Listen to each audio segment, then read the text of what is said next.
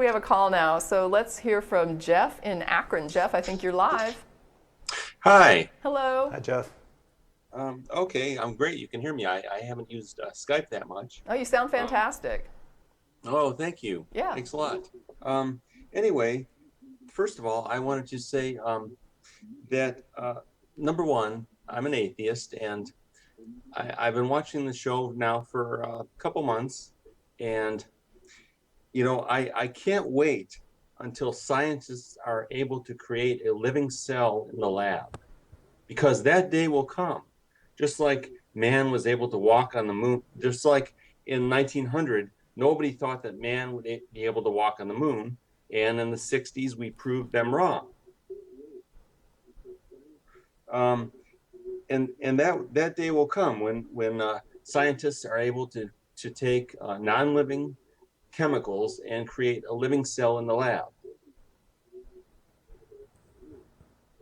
Well, in one sense, I think it's already happened. At least, there's RNA, I guess. I don't know that much about it. The Miller-Urey experiments. They at least prove that you can take organic chemicals and throw them together with some kind of electrical stimulus that could have been lightning and form organic molecules.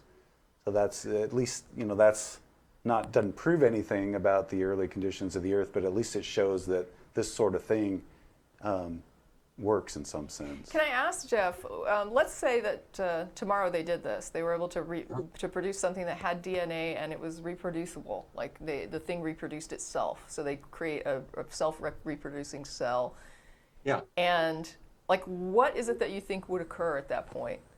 Well, that would pretty much pull the rug out from under religious belief, because all religious belief, as one of the tenets, says that God is the only one who can create life. I don't think it says he's the only one that can create life. I think it says he created certain types of life, like God created life. But what makes you think that they wouldn't treat this just like they treat evolution, where the Catholic Church says, yeah, evolution is true. God used evolution. Like, what makes you think they wouldn't do something like that and say, yeah, this is how God made life? That's interesting. I'm not really sure how to respond to that. But just the fact that scientists would be able to do that, just the fact that humanity would be able to create life from non-living materials, that is something that would be godlike. I think we do a lot of things that are godlike. I mean, just the fact that I'm talking to people, somebody in Akron, Ohio, via Skype, right? But I think the issue here is that believers, I think this is an issue where believers kind of set up something that they kind of aren't, well, it's weird. They're not honest, but I don't think that they're being necessarily cognitively dishonest. What happens is they'll say things sometimes that they actually, on a surface level, think are correct.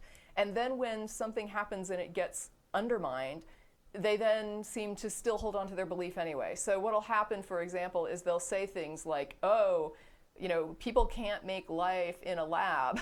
And they hold this up as though this is some evidence of God or some supporting thing with God. And then if people did it, right, then they would just turn around and say, oh, yeah, that's how God did it. And it wouldn't affect their I don't think it would affect their belief at all. I think they would just sort of revise their beliefs in order to fit that in, just like they always do. Yeah, well, the fact that religion is so pliable in that way, It is. it kind of discredits religion.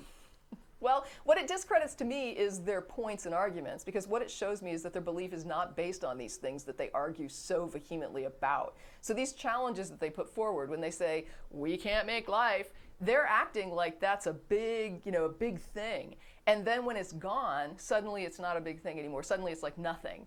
And so they just move on. And so what's happening is they have this belief, but they don't really even know why they have it. And they think that they have all these reasons, right? And one of the reasons they think they have it is because, wow, life is such a mystery. But when you start tearing those things down, what I've seen, not all the time, I mean, some people are not like this. Some people will come out of their belief when certain linchpins are pulled. But a lot of people, you can pull all those linchpins out where there's nothing left, and they'll just say, well, I just got to have faith. Yeah. And That's true. you're sitting there looking at it going, so you don't really have any reason for believing, it's just in your head. That's true. I think that the argument has already been won. It's just that, so, I mean, really, you guys can just basically go home as far as I'm concerned. The argument's already been won. It's just that some people don't want to be reasoned with. Yeah. So it's a wrap. Jeff says we're done. So, no. Thanks for watching. We'll see you No, next John, week. do you have anything to add? I mean, I've dominated this, great. I feel like. No, that's No, a very good point. I just wanted to raise one more point. Sure. I believe in philosophical naturalism. And the reason why I do, I know that's a stretch. The reason why I do is because all of the evidence that we've collected so far is in support of philosophical naturalism. There is no, all of the mysteries that were unknown that have been since solved, they've all been shown to have natural causes. And so therefore, nothing that we've collected as far as evidence has shown philosophical naturalism to be false. Yeah, I mean, I wouldn't quite put it that way. I think the reason that philosophical naturalism is probably a good thing to be holding to currently is just there's no other game in town. It's the Right. only game in town. So until there's another game, that's pretty much all you've got. It's like with evolution and creationism, right? The idea being that when I was watching Revisionaries, I was just so blown away the way that they look at it, and there was one scientist who was saying, well, in evolution, there are certain aspects of it and certain things that you can find where we're still researching and still looking for answers. And the creationist, Don McElroy, said, and then I see that and I think, well, then the whole theory could be wrong. But if you turn that around and say, well, where's your evidence for creationism? There's none, right? Yeah. So they look at evolution and there's like this pile, this mountain of evidence that is right in their face. And then they'll look for any sort of unanswered question in any like minuscule aspect of it and then say, oh, maybe the whole thing is wrong. But when you turn it on what they're saying, there's nothing there. There's not a shred of evidence there. And so they have this weird idea. I look at it like right now, we know that evolution occurs. You're going to argue with me as a creationist that you don't think it can occur over these long spans and accomplish the genetic diversity that we see on the planet today.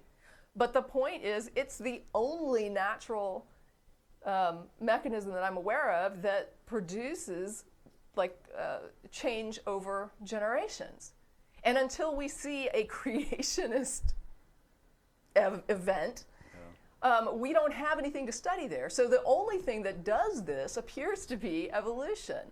And until something else is brought forward that we can actually look at, here's what we're looking at, because it's the only mechanism we are aware of that can produce changes at all.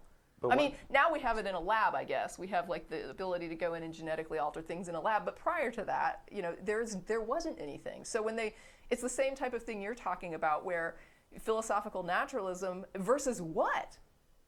Right? Yeah. I mean, what else is there? Well, and once you had some kind of creationist event to look at and study, then it would become naturalism again. Right, but it could still be creationism. I Yeah, mean, yeah. however but the point is, when you've only got one observable mechanism and one thing that you can study and one thing that you can examine evidence for, you're welcome to entertain all kinds of alternative ideas that you want. But until you have something that we can observe just as well, it's this versus nothing. Right. Yeah, you could completely refute evolution tomorrow somehow. And then we're left with nothing. And that would not that would not prove creationism any more than it is already. We'd be sitting there going, and then what is causing this? We don't know. You don't win by default just because you. And then they'd say, you don't know, so I'm right.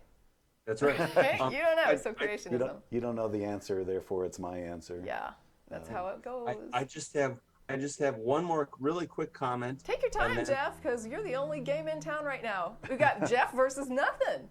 Okay. I just have one more really quick comment. Sure. In Genesis 1:16, it says God created the stars.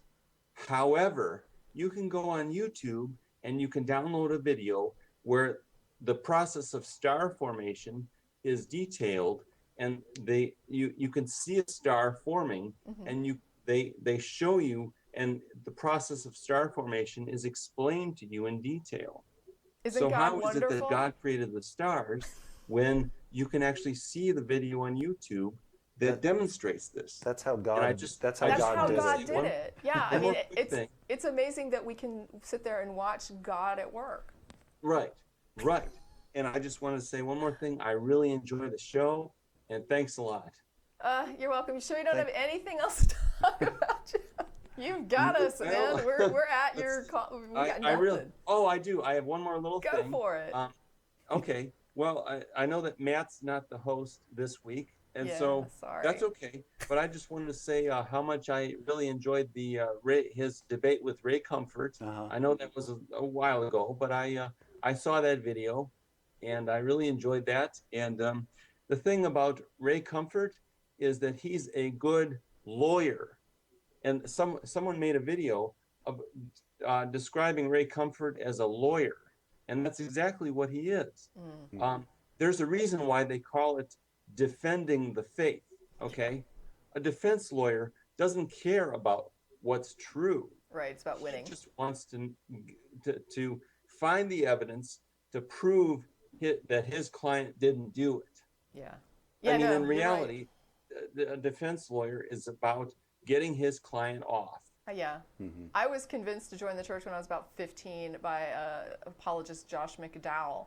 And it's the same story, right? He had this really, really great set of arguments and evidence. It was like fantastic until I got to the university library where I started to look it up and I saw that he simply presented things that supported his case and swept all the rest of it under the rug. Didn't talk about the things that were problematic for him. And he's got a quote on the internet now. Josh McDowell was years ago. He was kind of like the precursor to the modern apologist. Like he was sort of the Ray Comfort of my generation, I guess. Probably a little bit more serious. And he has said something like, the internet is the worst thing to happen to apologists. And it is. It's because in his case, as soon as you had access to the information, he was messed. His thing just fell like a house of cards. And it's harder now because we've got more information. So we do have another call now. So thanks for tiding us over there, Jeff, and hanging in Thanks there a like lot. a trooper. Yeah. Thanks a lot. Appreciate your call. Thanks, Thank Jeff. Okay, bye-bye. Bye.